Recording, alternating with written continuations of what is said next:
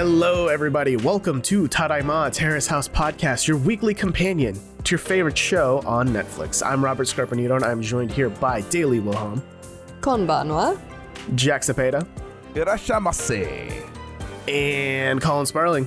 No you. No, you. No you. And this is the rest of the podcast, ladies and gentlemen. Over and over again. Yeah, for the next hour. Well, actually, we'll do a 2-hour special just with that. No you. No, you. who you? Oh, you. Dangerous. It's really Me? dangerous, isn't it? You.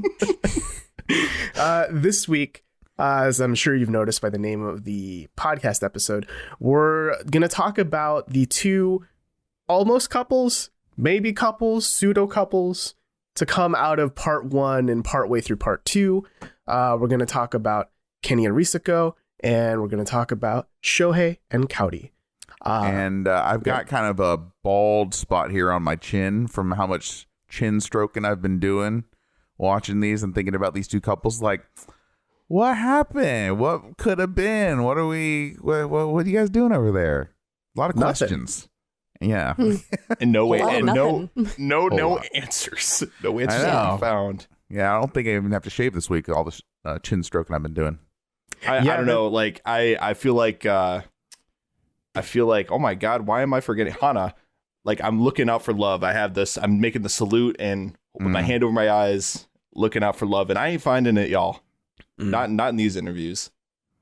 You know, I appreciate that you told us what that means up front instead of waiting 3 weeks to tell us in the car. Like, Yeah, exactly. really. Like this actually means something. It's symbolic. Right. Sorry, 4 episodes later. Oh, yeah. It's this. So That insignificant thing I did. So to fuel our discussion here, a lot like what we did, man, this was 6 months ago, maybe now, when we talked about the intro interviews for the first 6 people. Good job. We're doing a little bit of that, but kind of flip it a bit. We're going to talk about their exit interviews, courtesy of Costco Subs, who has so graciously translated all of these clips from Another Terrace and so on. So we're going to link those in the description, the show notes below if you want to peruse them at your own leisure. Yeah. But we're also just going to talk about them and have a lot of fun with it, hopefully. Yeah, also, watch them on desktop because the subtitles don't tend to show up on iPhones, at least. I don't know about Android, but I've gotten feedback like that, so. Oh, that's good to know. Yeah, I click can't those remember links if I on tried to desktop. view it on mobile, and I have an Android. I don't remember trying to view it on mobile. So yeah, good to know. Mm-hmm. Yeah, well, no matter how you watch it, feel free to watch it because there's some interesting little tidbits there. And I think we're going to kick off our discussion by focusing on Kaori, the latest of the 4 members to leave the house. She left at what, 17, 18-ish? Or was it 20? As a member of the Kaori Defense Force, I enjoyed her exit interview. I thought she had some good nuggets here. Mm. And good lighting. Good skin. She's looking good. Yes. Kaori always looks good. I don't think there was a single moment I was like, oh, Kaori looks worse for wear. She was always, and her nails were always done. Really nice. She definitely had a lot of growing up that she did in this house. She said like in the first 5 months, it's like she grew up again, which I think that's pretty common, right? With Terrace House people, a lot of learning about who you really are, right? In the face of reality TV. Yeah, it didn't seem like she had like too many close friends growing up and, you know, maybe not a lot of experience dealing and living with other people. But, you know, Terrace House is certainly going to help people grow that are there for that growth and for that experience. I mean, I got the vibe more so during this interview with her that she's kind of like, I don't know the word, like an influencer, like a guru. I can see why people gravitate towards her. I just think she's very popular among men, among women. She just seems like the kind of person you would want to stand in line for a long time to get like a book signed or something like that. I get that vibe from her for some reason. Anyone else? Yeah, I mean, I definitely think she, like Robert was saying, she definitely grew as a person, probably some of the most out of this first group of people. And I also think that, like, based on what she says in this interview, she talks relatively objectively about a lot of people other than Rio, as we see later. And I really feel like it kind of just reiterates how she leaves the house, right? Because she leaves the house, she's like, oh yeah, by the way, I'm going to an apartment in London, okay, bye. And it was just very sudden, and you could definitely tell she just didn't really feel all that attached to a lot of the people she interacted with in the house. I got the sense. Mm-hmm. Yeah, the thing with Kaori for me, and it really solidified after watching this exit interview and the way that she talked about everyone, I don't think that any of these people were actually like that kind of stepping stone that helped her grow. I think that this was just like a time in her life, and if she wasn't in Terrace House, she would still come to some of the same realizations about like her art and her career and what she wanted to do. Like, I feel like even if she wasn't necessarily like in Terrace House having those discussions, like maybe she would have had them with her brother, maybe she would have had them with Alan the dog. Like I feel like Terrace House didn't necessarily facilitate this growth. I think we just were lucky enough to see it happen on Terrace House. Yeah, I kind of get what you're saying there. I think what's really funny to me about most of these interviews we're going to talk about today is that I feel like for all of them, I learned more about the other people in the house than I did that person that they're interviewing, if that makes sense. Yeah, I can agree with that. Yeah, Cody's, I think, is the biggest example of it, because one of the first questions they ask her is basically, hey, rattle off your initial thoughts of the first 5 people that you met in the house, right? And then beyond that, it's just pointed questions about each of those people. I think what's interesting is what she says about Shohei, right? Where I love that she opens it up with, I guess he's a good guy. No, wait, I'm sure he's a good guy. Like, let me retract that last statement. Yeah, let's not be iffy about it. Let me walk that back. She's probably like, her opinion's probably colored by the fact of how he left. It was like a shock to everybody. Like, I guess he's a good guy. I mean, he did leave like that, but sure, he's a good guy. Yeah. Yeah, definitely. I think, though, she wasn't as forthcoming, though, about her feelings for him that she seemed to portray towards the end of her time at the house.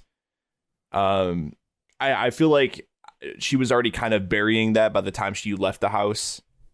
And now she's just kind of over it, which is why she doesn't really bring it up at this point in the interview. Because I was kind of surprised to see that wasn't more of a focal point, that like maybe it was a misconnection sort of thing. Because she was talking about Rio. She was like, yeah, no, never mind. I was way more to Rio anyway. And I probably would have ended up going out with him more if I would have stayed in the house. Yeah, or if Yo was one of the first people in the house. I love how much she hammered on that fact. It's like, man, I kind of wish he was one of the first people in the house. I can't exaggerate it. I can't emphasize it enough. Yeah, that was the juiciest part of this whole thing, was like how into him she seems during this interview. Yeah, she likes jocks. She likes people, and she liked Risako too. She said that people into sports tend to be good people, in general terms. But she was into him. You could see the sparkle in her eye when she would say his name. And you have to wonder, like, what could have happened. I would never have pegged her to like that type of person, I guess. Myself. I think it could have happened if she were to stayed, because they kind of hit it off right away. And I mean, like she's been mentioning, like, he's just a very friendly person. He's like was instantly willing to get to know people. But, they went on that very brief trip to the Konbini. Maybe love could have bloomed from there. Yeah. Love blooms in the Konbini. Love blooms my new manga. On the way to coming the Konbini. Out. Not in it. No. I can't believe I fell in love with my athletic boyfriend on the way to the Konbini, a light novel by Robert Scarpanito. I was going to say, is that a new anime? Yeah. Is it wrong to pick up girls pending in a dungeon? approval? Yeah. To bring it back to Shohei, though, I do think it's there's a lot of insight in what she says about him, in that I don't think we see this much in the editing, but she says that he kind of has like an on and off switch, where some days he's really nice, but some days it's like he has really in a bad mood, like he might click his tongue at you, kind of a vibe, which I imagine that might also factor into why she's a little like, I don't know if I was in love, kind of a vibe. Yeah, I kind of connect that comment to what Shohei said in his interview, that when he was just like hanging around, he was drinking a lot. He like went out of his way to point that out. Like I was drinking a lot. I probably shouldn't have been, but I was. I wonder if he was just like super hungover most of the time, to the point that he missed out on opportunities to grow that relationship with Kaori because he was being grouchy. When Emmy asked him for a drink, remember that hip pop pop? He was like hesitant to do it. You know, he's like, I don't want to drink tonight. But then she did. He's like, all right, fine. So we can blame his alcoholism on Emmy. Squarely that night. Yeah, exactly. I will say though that I think between Shohei and Kaori's interviews, you do get a little bit of insight about how Shohei was in the house, because he said he was drinking a lot. Kaori said he becomes irritable sometimes, and I think it was mostly due to Shohei's sort of inner turmoil, and I think it was a little worse than what we saw on the show, because I mean, he was kind of in some sense having an inner battle, right? Like he was getting questioned about like what he wanted to do with his life a lot during his time on the show, and he was conflicted about, you know, should I focus on one thing? Should I focus on a million other things? You know, I mean, he was literally shown doing porn on the show. I mean, I can't imagine that's got to be kind of stressful at the same time. You know what I mean? Coin purse. Right. I'll just say that. Okay. And he was also very upset because Ruka kept the AC too low. Yeah. Even at night. Right. He was suffering in that house because of the AC situation. Yeah, does the AC make him depressed? Does it make him sick? Does it? I just thought it was so strange for him to like go out of his way to be like, the AC was too low all the time. To me, guys, I think. Go ahead. I think it might have been. Well, you know, he knows that his coin purse, his grundle, is going to be on TV. And he doesn't want it to look small. If it's always cold, it's always going to look not at its right size. I think that's what he was the most worried about. Jesus. We've uncovered your head the secret. In your hands. Yeah. I've never heard that word, by the way. Welcome to Tadaima, the grundle cast. Educating you on all sorts of vocabulary. Yeah. Did you never read Hansel and Grundle? Come on, man. Get out of here. Jeez. I got a serious question. I want to go around the table. Okay, down here in Central Texas, it gets hot AF. I mean, easily, consecutive days over 100, 304. So the AC during the night is absolutely crucial. I'm just curious, do you guys like crank the AC? Because I also have heard a lot of people say they love cranking the AC and then just like bundling up with a bunch of blankets in their bed and feeling cozy, and they like that. So they can't do that if it's not cold enough, though. So they will crank the AC at night.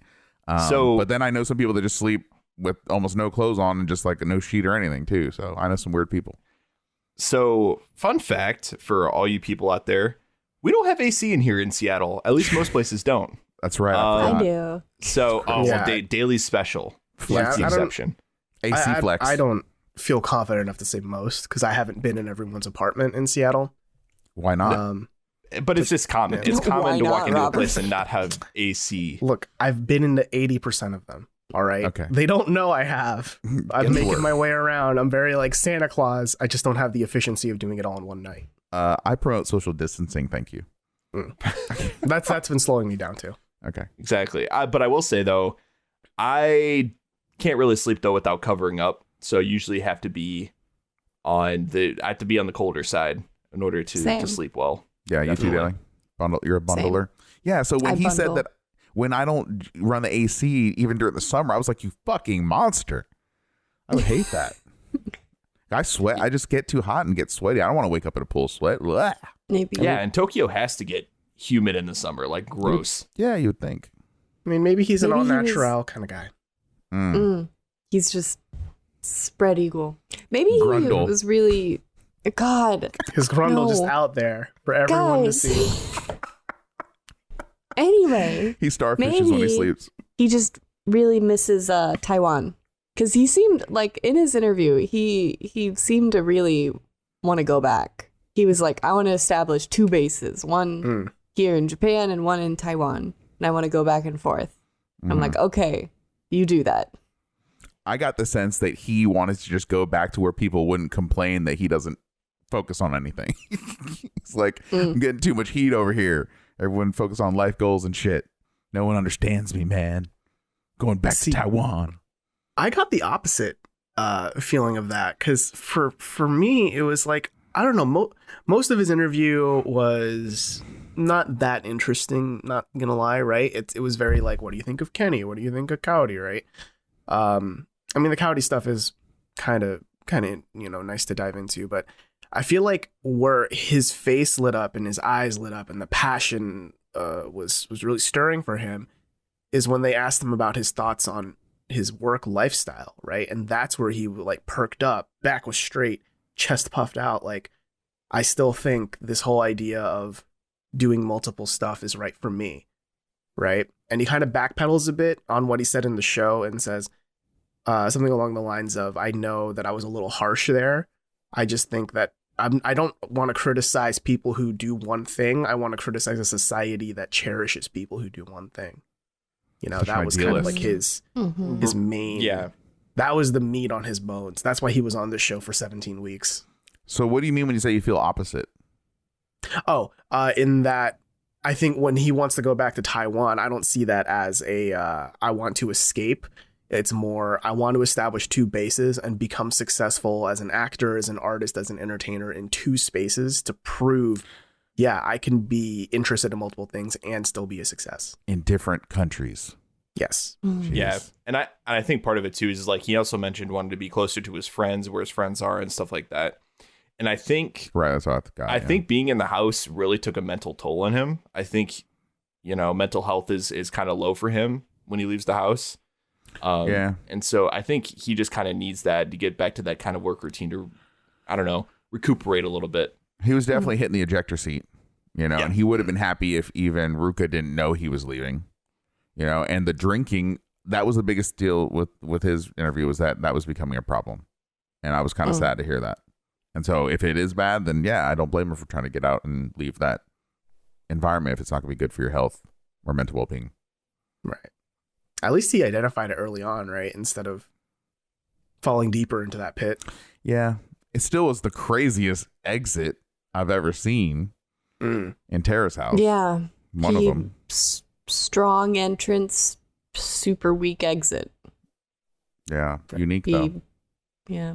That's kind of like the whole Shohei Kaori relationship. It was like, wow, this is happening. And then nope, never happened. They kind of had that one date where they went and drank beer.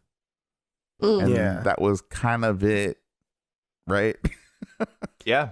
Yeah. I mean, they also had that heart to heart in the playroom, right? Where they both thought each other were like, oh, aren't you dating someone else? Right at the end. Right? Yeah. And then that didn't lead anywhere either. But I think this is a good segue for us to kind of maybe start talking about what do we think really happened there? Do we think something went wrong off camera? Do we just think, stars didn't align? Or maybe they just really didn't like each other as much as they thought they did?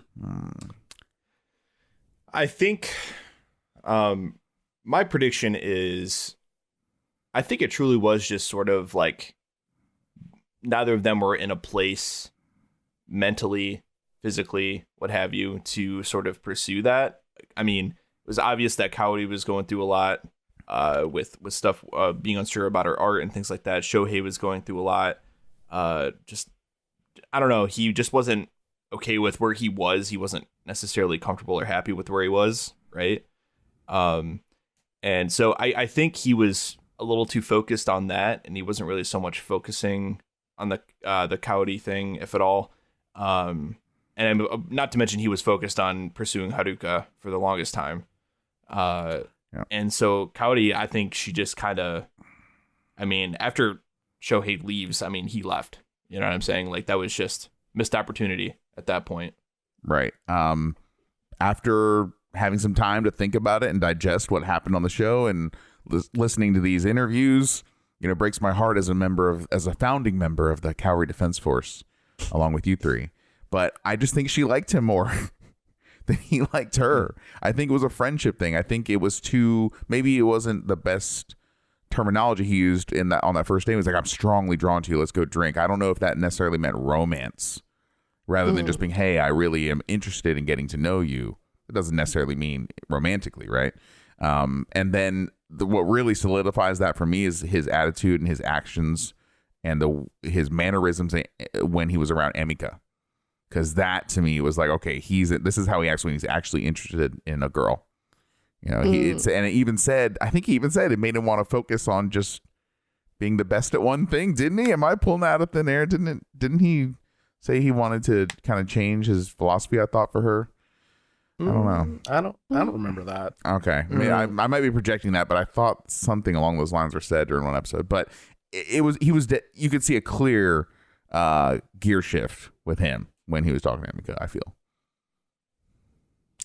Yeah. I think ultimately Shohei came in and was like, it's Terrace House. There's 3 girls, 3 boys. Romance is going to happen. Let me like take that first step and like stake the claim almost, and was just like, yeah, I'm really drawn to Kaori because, you know, they always set them up with that. Who do you think is interesting? You know, what is your goal while you're here? So I think that was very much on his mind. And then as time went on and it came to the realization that it's like, you can just hang out and do what you want. He was like, okay, I'm doing that option. Yeah. Because even though Kaori's cool, I'm not that into her. But I think Kaori did have those feelings.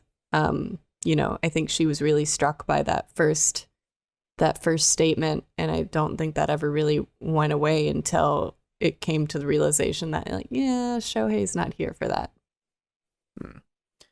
I think where I lie on this is more, I think it's a timing thing. I think because neither of them, from what I've gathered on the show and these interviews, I don't think either of them had enough of an interest for, you know, like Jack said, when Shohei had an interest in Emmy, like you could tell, right? And he could tell, Emmy could probably tell, right? Like there's that level of actionable personality that's going on where you're like, I need to do something so I can be closer to that person, right? Mm-hmm. I think for both of them, for both Shohei and Kaori, there wasn't enough passion or enough attraction there to lead to the point where they both want to pursue each other actively. Yeah. And then there wasn't that right moment in time that would have kind of ignited a barrel under both of them. You know what I mean? It was just like, yeah, you're cute. I think you're cute too. That's cool. Okay. Bye. Yeah. They're both just too passive is what it is. They're both just too passive. You know, we've all kind of been there, I feel like, where you're really good friends, you gel really well personality-wise with someone, and just for whatever reason, no one wants to make that first awkward step towards maybe something beyond friends. And it's okay. It doesn't have to go that way. It's cool to have friends.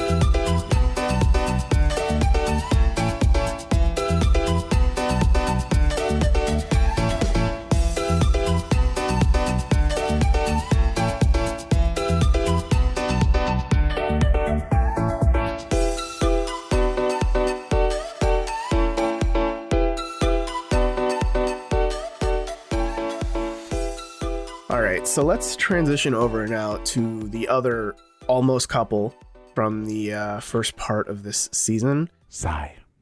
Kenny Risako. I kind of want to go around the room first. Where do we all stand on Kenny as a person and Risako as a person? Just where are we on that? Nose goes. That works. Okay. This is a podcast. I'll jump in. I holistically, I liked Risako. I liked what she brought to the show. I liked seeing her, even when she was clearly in the wrong about some things.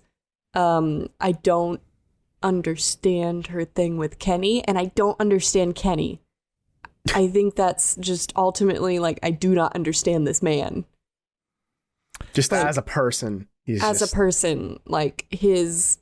like I thought, like we talked about, 6 months ago in the entrance interviews, I was like, oh, I see. He's like in this, like he wants kids, like he wants that beach life. He has a very specific vision for himself, but then his actions really contradicted that throughout the show. So if anything, he's a very wishy-washy man. That's my opinion. Mm-hmm. Did you give your opinion about Risako? I like Risako.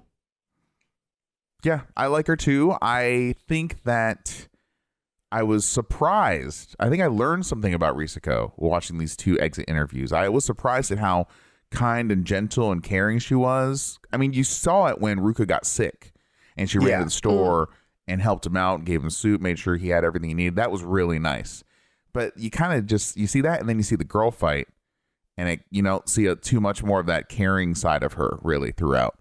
So I'm glad to hear that that was something that was really a big part of her personality. And it makes a lot of sense that he'd be drawn to someone like that when you're looking to wife somebody up. You know, that's kind of the traits I think he might have been looking for at the time. So I'm glad to hear that she's, you know, nicer, because you just see her kind of more button heads and at odds with Haruka during her time in the house. Parkour, of course, was that awesome flip she did. That was like one of the highlights as well of her. So I like Risako more, I think, after listening to these interviews. With Kenny, where do I start, Kenny-san? The man overthinks everything.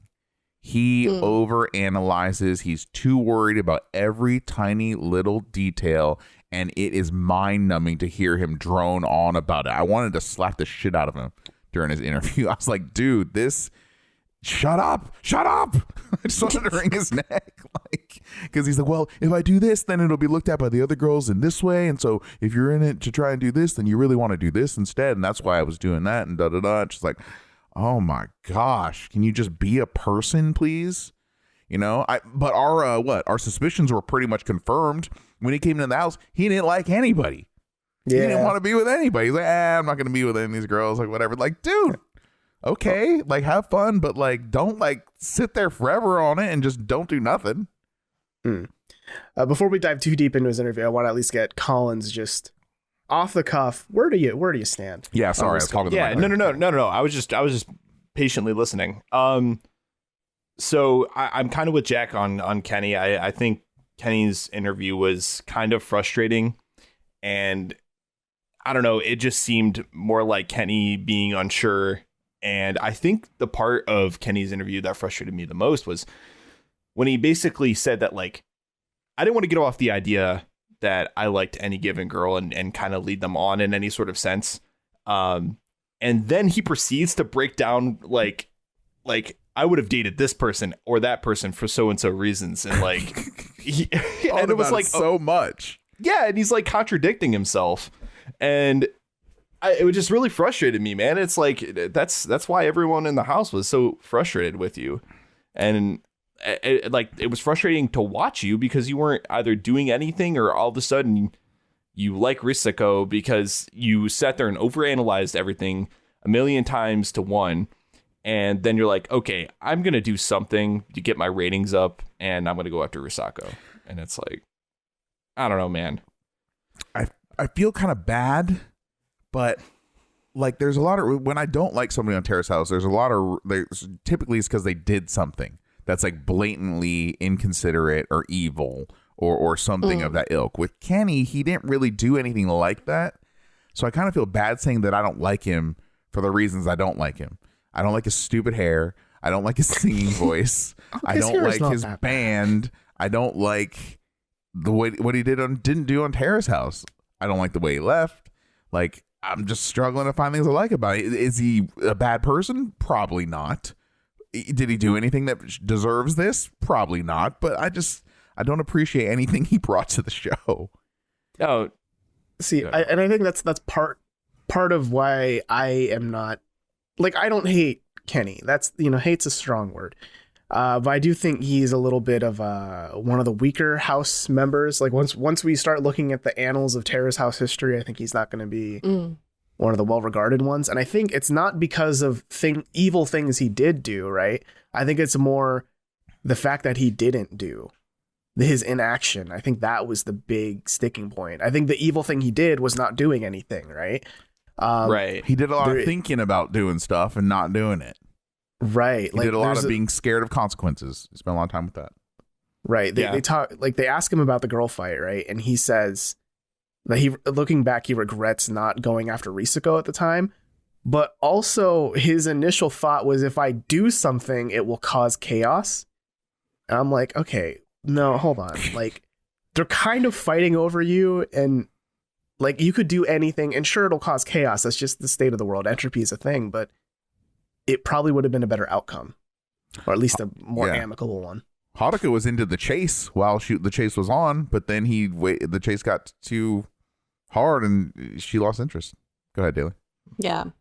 I mean, I think what speaks to Kenny the most, more than any of like the lip service he gave in this interview, which, you know, he was like, oh, we were, you know, passive boys because I didn't want to lead anyone on. Like, what's more leading than setting up like a really romantic date on a rooftop in like a cozy little hammock and then not doing anything?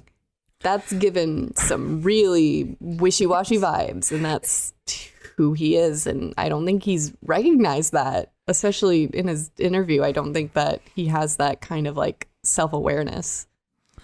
Wasn't that something that he touched on where he's like, well, I need to first decide which girl I like, and then once I know, then I'll give them my all and I'll just completely ignore the other girls. But if I were to date them all or kiss one of them or blah, blah, blah, blah, blah, blah, blah, shut the fuck up. Like, wasn't he going on about that shit? Yeah. Sorry, I can't hold it in, guys. No. Here's the thing. Yes to all of what you're saying, Jack. But also, what it really comes down to is that if you're gonna like be passive or not talk about certain things or talk about who you like or be honest on camera, things are, in a show like this, stuff is going to be assumed about you. Stuff is going to be presumed. Stuff is going to be put on you. Right. And that's why we had the panel saying that, like, hey, man, either just like shit or get off the pot. You know what I'm saying? Like, are you just here to promote your band? Self-promotion is that all you're here for? And that's why you got all these assumptions thrown at him. And like, to Daley's point, the roof thing happens and he doesn't do a damn thing because he's sitting there overthinking and analyzing everything. Can I ask this room a question? This virtual room, because we're all practicing social distancing. Yes. There's a moment in his interview that I really want to analyze, and he makes a really big point about how he won't hit on anyone until he's in love with them. Gosh, yeah. Am I missing something, or is that like really fucking dumb? No, that is super fucking dumb, especially because he said about Kaori, he was like, I don't really believe in like friendship between men and women. And it's like, so what, you're just like stalking people like from afar until it's like, yeah, I'm definitely in love with her. Because if you get to know her, you're friends with her then, and you don't believe in friendship between men and women. So I mean, that's misogynist, up, isn't it? Yeah. Like, it's misogynist as hell. And then you see the other side of the coin, or Risako's like, well, all of a sudden he just liked me. And I was like, where's that come from? Yeah. That's what happens. Right. And it's also like hella dangerous, where if you're only going to hit on someone when you quote unquote love them, like, you're already way more invested in this not relationship than she is, you know, like you're setting yourself up for failure and for awkward situations and probably for no one to love you back. He sounds like a bad Ted Mosby. And oh god, I don't want to dwell on this too much at all because it's not really what I focus on, but I'm kind of on that camp of that you should question like boys and girls being friends. I'm not saying it's impossible, but I also don't think it's misogynist, just that ethos either. You know, I think it comes from his own life experience, you know, with that. So I think it's a debate maybe for another time. But yeah, just want to touch on it. Yeah, I mean, you can at least say that he's just saying that he struggles to be just friends with girls, I guess, is maybe. Well, he's worried about I gotta log off. He's worried about all the he's worried about all the girls going to be chasing him down when they hear him sing. Remember, he overanalyzes that too. Yeah, I love that. Yeah, he just thinks he's hot shit. Yeah, like in his world, that's like his trump. Like he immediately knows, like, if I ever need to get laid, I can just turn on the pipes. And, I really like this girl. I better not take her within 500 yards of a karaoke bar somewhere, lest she asks to go in. Yeah, then she'll like singer Kenny. Yeah. Why didn't I realize it now? It's just all humble bragging, like r/I have sex sort of stuff. Like, really stuff. Though. He didn't. I wish he had sex on this show. That would have been entertaining. I mean, yeah, it would have been better than being passive as shit.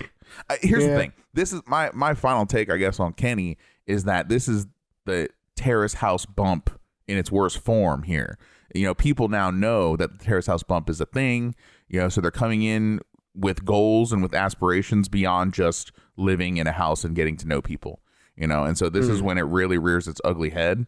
And then you just get like the extra added on bonus that he's not attracted to anyone in the house either in the initial days. So it led to a lot of boredom, a lot of like, what's going on here? And look who we got when he left. We got fucking Pepe. We got Rio, fucking two awesome dudes. And I'm having a lot of fun with them in the house now. A lot of fun. Yeah. My final thought here with Kenny is I think he's a lying shitbag. Maybe. His intro interview, right? Like when I saw him in his fuck bus with Jesus watching over him, I thought this is a man of God who wants to get married and have kids at the humble age of 31. And that's fine. I think that's great. That's a good goal to have. I'm not here to be against it. And then he ends his exit interview with, until Risako absolutely rejects me, I'm never going to stop pursuing her. But also, we don't need to be in a relationship. I'm fine if we're just close. We don't need to date. And I'm like, hold on. That's like, that doesn't lead to marriage usually, right? It was so awkward. I've never seen is this even considered a courtship? I don't even know. A coupling? I've never seen anything like this put on TV. Like, it was really clumsy, and I can only fault the editors so much. I think a lot of it had to do with Kenny. More so, he probably gets the lion's share of the blame in my book for how weird this whole coupling was, or non-coupling was, whatever the hell it is. Ugh. Yeah, and because of all this, like all the things, like this is my final thought about Kenny. Like, no wonder Risako really questioned and didn't give him like a straight answer as far as like, are we together, are we not? Because she's been observing this like firsthand the whole time, whereas we only got like a secondhand part of this. No wonder she's like, I don't know if I really want to like commit to this. I need to get to know you better. Mm-hmm. Yeah, I mean, I don't know. I was just gonna say, like, based on all we know, like, is he real? You know what I'm saying? Like, we don't know. Well, I mean, he's probably a real person. Well, yeah, but is he being himself? Truly, like, around Risako, you know what I'm saying? Like, because based on his behavior, right? Because she said in her exit interview, like, it was out of nowhere that Kenny's like, hey, I like you. Like, I wasn't expecting it, and so that tells her it's like, oh, is he really being who he really is on the show right now? Yeah. Do you guys want to talk about kind of where they're at today and like current updates, or do you want to kind of delve a little bit more into Risako's interview, because we kind of glossed over a little bit? I think let's shift gears into Risako's interview, right? Because there's a lot of tidbits there that I think we shouldn't miss that aren't just related to Kenny. Right. Definitely. One I want to focus on is her fight with Haruka. Of course, you're going to ask her about that, right? That was one of Risako's defining moments in Terrace House. I'm sick of your victim narrative. Dun dun dun. Yeah, that was a fucking line. And then Chad Kroger's fucking plays underneath all of it. But no, I think it was interesting to me. I think this maybe kind of ties into what Jack was saying about Risako earlier, and that she's very kind. Even after the fight, she kind of tried to be like, hey, let's still be friends afterward, right? But Haruka was very I can't just be friends with you right after that fight. Like, give me some space and time. Yeah. I don't know, man. That whole fight, like, Risako did not come out the other end like looking good on that fight either.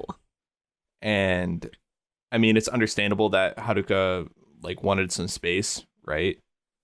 And she wanted to like, hey, like, we can't be friendly right after that. That was a pretty, like, it was a rough time, and we caused each other a lot of stress. You know? So you gotta get away from that source of stress for a little while, I think. Yeah. So when people need space, I think that should just generally be respected. So I get Haruka in this case, but I think it was, I guess, good of Risako as a whole to try to mend that bridge rather than just burn it. Yeah, it's at least just like her sunny disposition towards life. That's like the vibe I got out of her. And I'm kind of personally very curious if/when we see Haruka's exit interview as Tadaima of the show. I'd be very curious to see what Haruka's side of the girl fight end is, you know, like how she feels about Risako. You know, one of the things that sticks out to me in Risako, and I want to say Kaori's interview too, their exit interviews, is when they talk about Ruka a little bit. It kind of had me think like, okay, wait a second. Is my initial theory about Ruka actually being a secret player correct? Because they said that he came across it sometimes as actually manly. And he has Risako walk on the inside of the sidewalk to protect her from any cars that might be passing. Whenever he's drinking, he's always offering her drinks. You know, he's a lot easier to speak to off camera. And then Kaori said that he also seems like he's one of the popular kids in high school. That's the vibe they got. And it's like that junior high school. That was not conveyed on the show at all. It's a completely different characterization and made me think like, yeah, this guy's like a secret player. Remember, I was saying that early on. So I don't know. This is just like feeding that theory. Maybe. Well, I think he was doing it without knowing it is more so what happened. And I don't know. To me, when Risako brought up Ruka and she was talking about the manly things he would do, it came across to me that she was kind of scrambling to find something to say about Ruka that came across that way to make him look better. I don't know. That's the way it came across to me, because it didn't seem like stuff that like, okay, that's great, but there's no bigger gestures than that. That it's just those two small things. I don't know. Yeah, I think I'm on that boat. Ruka Defense Force, come at me. In that, I think these interviews don't make Ruka look great. They make him look maybe a little better in terms of the manliness thing. But let's look at what Kenny said about Ruka. He quote, Kenny said he knew so little about his future that if he didn't know what if he wanted it or not. You know, he knew so little about the career path he chose. That whole being an actor, right? And in the same way with Shohei, I think Shohei was said like, what was it exactly he said? He doesn't know if Ruka is mature or innocent, but at least he's gentle. Like it's a very like conceding, like I guess this is the compliment I'll give him. I mean, don't forget to like, you know, I don't want to hold his feet to the fire too much because he is 20. Yeah, he's figuring it out. He's allowed to, you know. I don't want to blame him too much. It's just he would say fucking crazy shit. And just like it's okay, but he's learning too, and he's learning on a worldwide show on Netflix. We get to see him grow up before our very eyes, and I still want to give him credit. I don't want to dunk him too hard because I do want to give him credit because I can't remember who brought it up. If Shohei, it might have been who brought it up, but Ruka, you know, is at least willing to learn, and he's listening to people, attentive and diligent. Yeah, so at least you know, give him credit there, and we have, and we do. Yeah, and I love how even in these interviews we find reason to talk about Ruka. Yeah, 100%. He came up with all four of them. Talk about Ruka. Yeah, and my favorites in Kaori's when they asked about her going out to dinner with Ruka, and she was totally not expected to be asked out to dinner. She wasn't expecting it at all. She was on her art supplies. Yeah. And then she ended up paying for him because she's like, I'm 8 years older than him. I should pay. Well, man, and she's like, I wouldn't have thought about it if he would have just insisted. Dude, what could have been, because she said if he had paid for it smoothly, it could have worked out. Guys, who do we know that pays for shit smoothly on Terrace House? It's Ryo. He's the man. He's the master of making restaurant dates very comfortable and seamless. So you would have loved to seen what may happen. It totally is the biggest misconnection. Ryo needs to teach Ruka a couple moves, I think. I don't know how Ryo feels about Kaori, but it seems like it would have been a thing. If not for London. At least for Kaori, it would have been absolutely a thing. Yeah, she was saying like, you know, if he was one of the first guys there, I'm sure I would have gone out to eat with him first. Like, dang, crush it. Yeah. But anyway, Risako.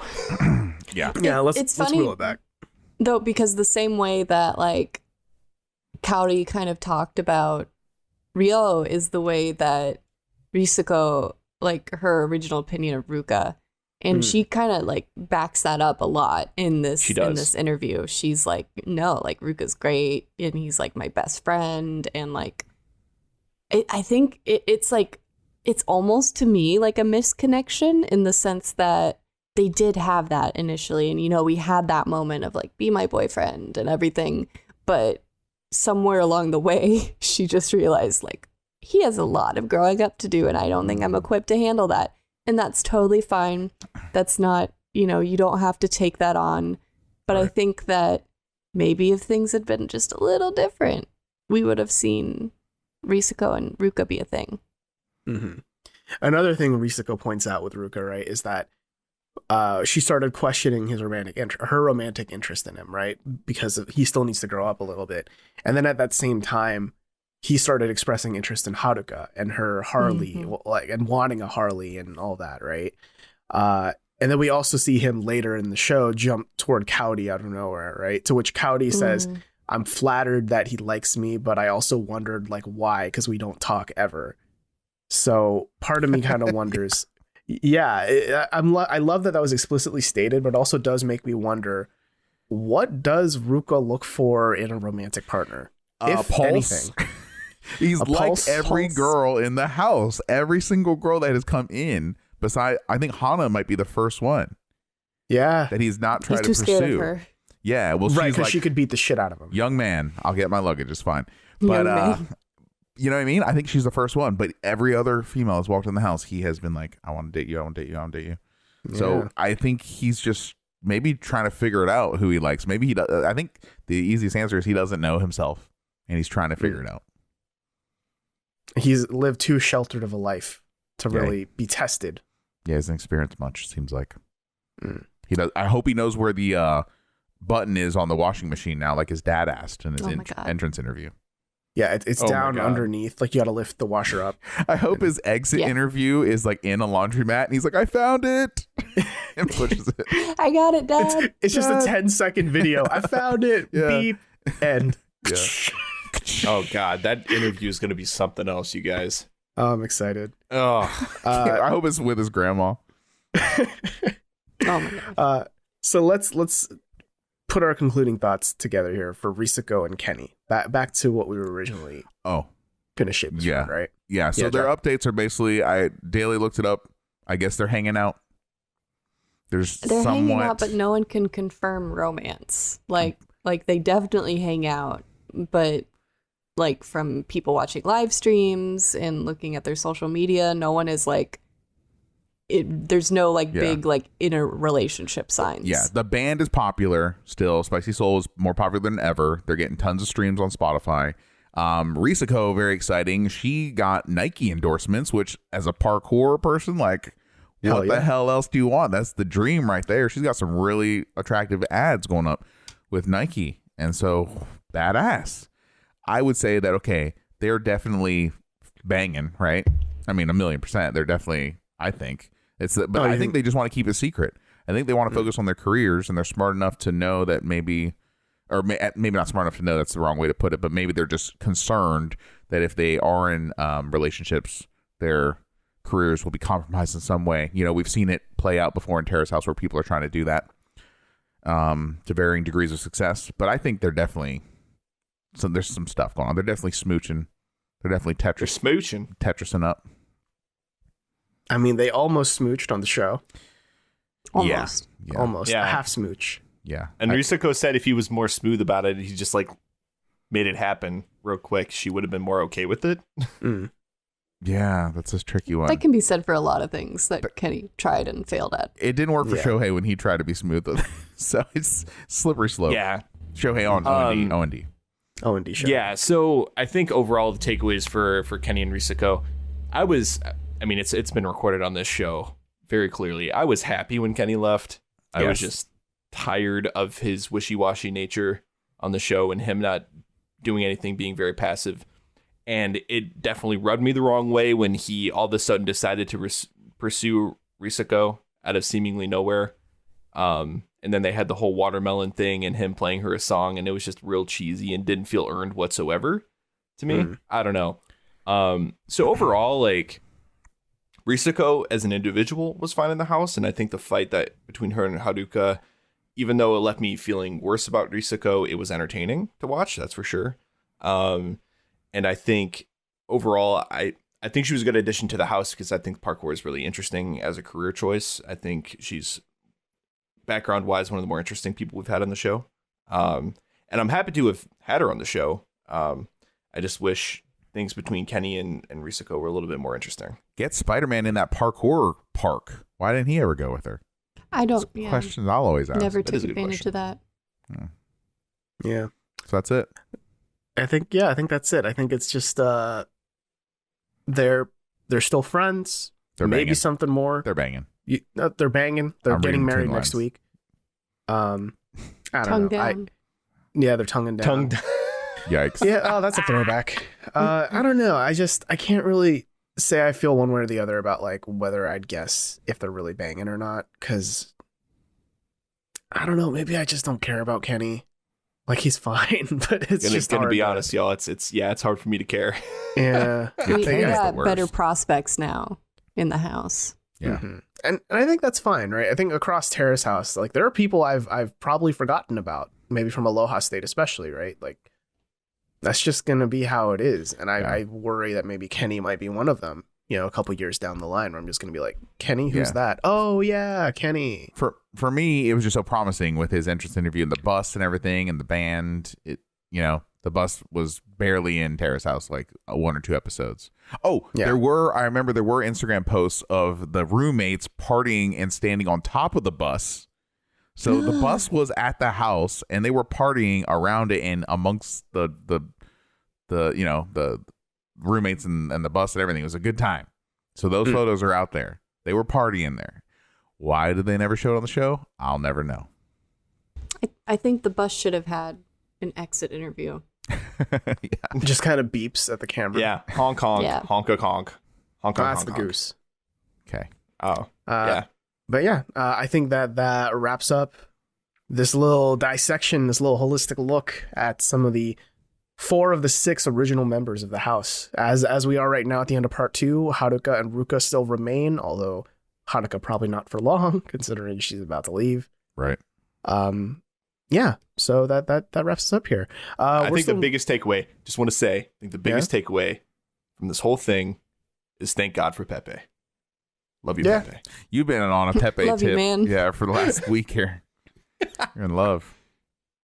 So we're still running that Terrace House Deathmatch Panic contest. We're actually in the finals of it. We're in the final week.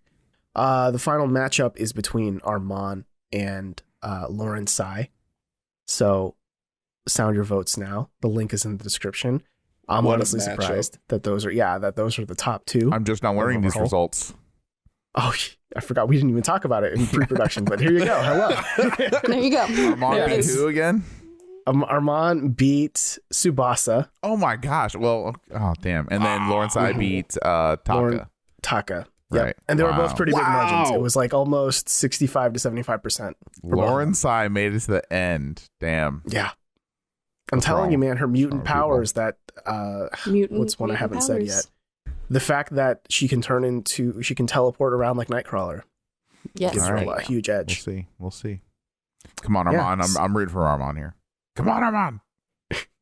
So yeah, sound off your votes. This is it, the finale. We will announce the final results in our next episode, which will be at the end of March. So it's very thematically appropriate Yes. for a theme that we're not doing. If you have any questions, comments, theories, any concerns, anything you think we missed with this episode, feel free to email those things to us at questions@terracehousepodcast.com. As always, we love the fact that you listen to us, and we are so happy to see everyone kind of come together on Discord and on Twitter and on Instagram and all of that to just celebrate Terrace House as much as we do. But if you happen to want to support us a bit more, if you think the work we do is valuable and does something for you and helps you out in these trying times, we do have a Buy Me a Coffee link in the description below, but you know, definitely use the money how you need to in these trying times, for sure. Yes, and real quick, just want to thank the people that have bought us coffee so far. You guys are the best. I knew I loved Canada. We appreciate you guys. Thank you. Oh yeah. You can catch us next Tuesday. We're going to do the Lost Tapes Part 2, where we cover the Another Terrace clips from Part 2 of Tokyo 2019-2020. We will probably do a similar thing that we did last time we did it, where we're going to pick out some highlights from all of the Lost Tapes or all the Another Terrace clips. But of course, feel free to watch all of them. We will talk about them holistically and dive deep into quite a few of them. I hope there's Probably, some good ones. Probably could do it. Yeah. Same. I hope we get something on the level of Shohei's tooth again. Yeah. Last one was pretty God, that good. was so good. So I hope high bar. Sure. High And bar. if you don't know what we're talking about, check back like 13 episodes ago. Shout out to Shohei's tooth. Shohei's Exit tooth. interview. The seventh roommate. The seventh member. Yes. This has been Tadaima. Thanks for listening. Itakimasu.